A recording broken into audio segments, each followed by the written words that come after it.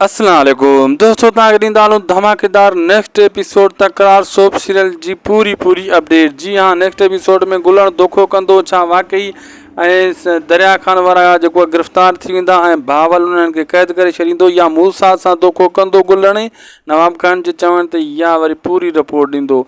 दोस्तों अॼु तव्हांखे ॾींदासीं वॾी अपडेट ऐं वॾी रिपोर्ट आहे। इन वीडियो खे आख़िर ताईं ॾिसो, जीअं थी सघे त इन वीडियो खे लाइक सब्सक्राइब चवण खे ज़रूरु कंदा।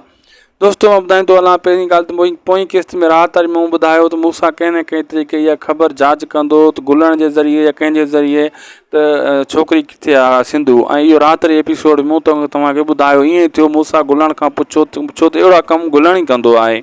ऐं गुलण नवाब खान खे ॿुधाए छॾियो आहे। नवाब खान जे चवण ते हू भावल खे ॿुधाईंदो ऐं भावल रिपोर्ट ॾींदो, तूं हीअ जॻह ॿुधाए दरिया खान खे ऐं मूसा खे। हू उते जॾहिं दरिया खान वारा पुॼंदा ऐं गुलण इहो धोखो कंदो, पोइ वरी जेको आहे भावल ऐं जेको आहे बख़्त पंहिंजी जार में हुनखे फसाए वेंदा। अहिड़े हिसाब सां पोइ बि कुझु न कुझु नवाब मूसा ऐं जेको आहे इहे अंदाज़ो हणी वठंदा त किथे गुलण असांखे फसाइण जी कोशिशि नथो करे दरिया खान वारा।